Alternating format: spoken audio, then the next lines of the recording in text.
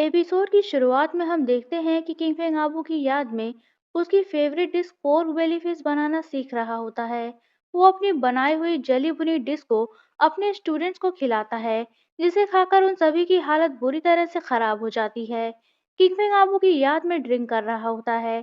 इस पर उसका सोलमेट स्ट्रेंजर बंदा उसे ड्रिंक करने से मना करता है। तो किंगफेंग कहता है कि मैं अपनी बॉडी में अपने पैसों की शराब पी रहा हूँ, तो तुम्हें क्या प्रॉब्लम है। इधर जियाओ सैंग के पास किंग का भेजा हुआ एक ऑफिसर आता है और कहता है कि किंग चाहते हैं कि इस एकेडमी की नए सिरे से मरम्मत कराई जाए, क्योंकि जल्द ही यहाँ नानजाओ की प्रिंसेस पढ़ने के लिए आने वाली हैं। इधर किंगफेंग का असिस्टेंट उसे नानजाओ से आया हुआ एक सीक्रेट लेटर देता है, जिसे लीरैन ने भिजवाया होता है। एक्चुअली किंग ने लीरैन को नानजाओ की क्वीन अपॉइंट कर दिया होता है, क्योंकि लीरैन के अलावा और कोई नानजाओ की शासन व्यवस्था नहीं संभाल पाता। किंगफिंग ने आबू के एंटीना को लीरैन को देकर उसे दोबारा से जिंदा करने के लिए कहा होता है, जिस पर लीरैन ने उसे एक ब्लैंक लेटर भिजवाकर शायद ये बताया होता है कि वो आबू को जिंदा नहीं कर पाई। इस बात को जानकर किंगफिंग सदमे में आ जाता है। तभी एक स्टूडेंट उसे इंपीरियल ऑफिसर के आने के बारे में बताता है। इस पर किंगफिंग वहां जाता है, तो इंपीरियल ऑफिसर उसे भी नानजाओ की प्रिंसेस के आने की खबर सुनाता है। वो किंगफिंग से नानजाओ की प्रिंसेस को रिसीव करने जाने के लिए भी कहता है। इस पर किंगफिंग उससे कहता है कि हमारी एकेडमी का रूल है कि जब स्टूडेंट एंट्रेंस एग्जाम पास कर लेता है, तभी उसे यहाँ एडमिशन मिलता है, फिर चाहे वो प्रिंसेस हो या प्रिंस, सबके लिए यही रूल रहेगा।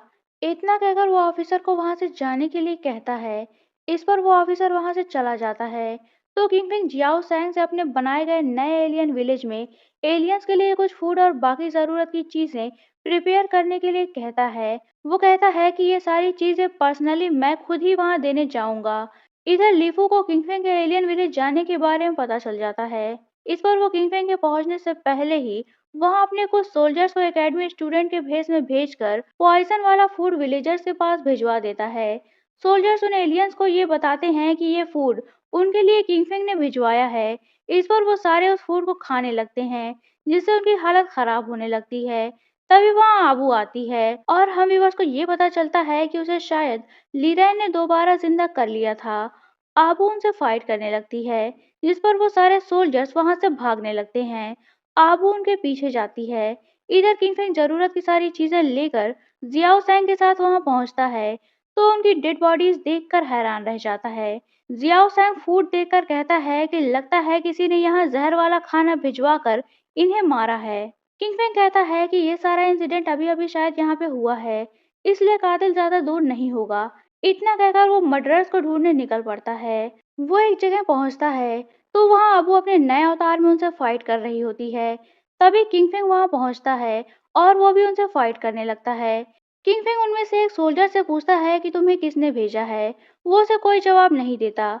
तभी किंगपिंग सामने खड़ी आबू को देखता है। उसके नकाब की वजह से वो उसका पूरा फेस नहीं देख पाता, पर वो बिल्कुल आबू जैसी ही लगती है। इस पर वो सोल्जर खुद ही किंगफिंग की स्वॉर्ड से अपना गला काट कर सुसाइड कर लेता है, जिस पर किंगफिंग हैरान होता है। तभी आबू वहां से जाने लगती है। किंगफिंग उसे रुकने के लिए कहता है, पर वो नहीं रुकती और किंगफिंग पर वार करने लगती है। इस पर किंगफिंग भी अपना बचाव करता है। आबू उसे डिस्ट्रैक्ट करके वहां से भाग जाती है। इस पर किंगफिंग उसका पीछा करता है और वो कहीं भी नहीं होती। तभी वहां उसे ढूंढते हुए जियाओ सैंग भी आ जाता है। किंगफिंग उसे एलियन विलेज का एड्रेस लीक करने वाले बंदे को ढूंढने का ऑर्डर देता है। इसके बाद किंगफिंग वापस एकेडमी आता है, तो शाम को किंगयन उसके लिए सूप बनाकर लाती है और उसे बताती है कि क्वीन एम्प्रेस किंग के बर्थडे के दिन ही शादी की डेट रखने का सोच रही हैं।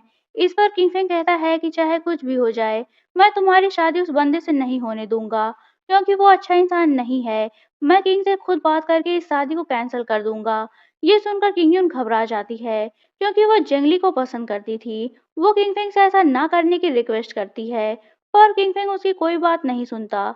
नेक्स्ट डे किंगफिंग जियाओ सैंग और अपने असिस्टेंट के साथ नानजाओ की प्रिंसेस को रिसीव करने पहुंचता है, तो वो देखता है कि नानजाओ की प्रिंसेस कोई और नहीं, बल्कि एक नए अवतार में आबू ही होती है। उसे देखकर किंगफिंग की खुशी का ठिकाना नहीं रहता। कैप्टन डुओ भी उसके बॉडीगार्ड के रूप में उसके साथ आए हुए होते हैं।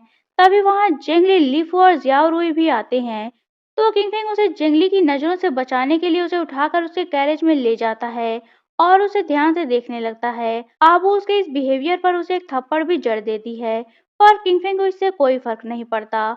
वो आबू को दोबारा देखकर खुश होता है। वो खुशी-खुशी एकेडमी जाता है और अपने सारे स्टूडेंट्स को आबू के आने के बारे में बताता है। उसका सोलमेट उसे समझाता है कि तुम्हें इतना खुश नहीं होना चाहिए, क्योंकि आबू जरूर तुमसे बदला लेने ही आई हुई होगी। इसलिए अब से तुम ये समझो कि तुम्हारे बुरे दिन शुरू हो गए हैं। किंगपिन कहता है कि मुझे कोई फर्क नहीं पड़ता, वो वापस आ गई, मेरे लिए यही काफी है। मैं उससे अपने किए की माफी मांग लूंगा और चाहे कुछ भी हो जाए, मैं अब से हमेशा उसे प्रोटेक्ट करूंगा। फिर वो आबू को देखने पैलेस जाता है। यहाँ आबू किंग के लिए नानजाओ से बहुत सारा सोना और एक सोने की तार से बनी रस्सी लाई हुई होती है, क्योंकि किंग को रस्सियां कूदना बहुत पसंद होता है।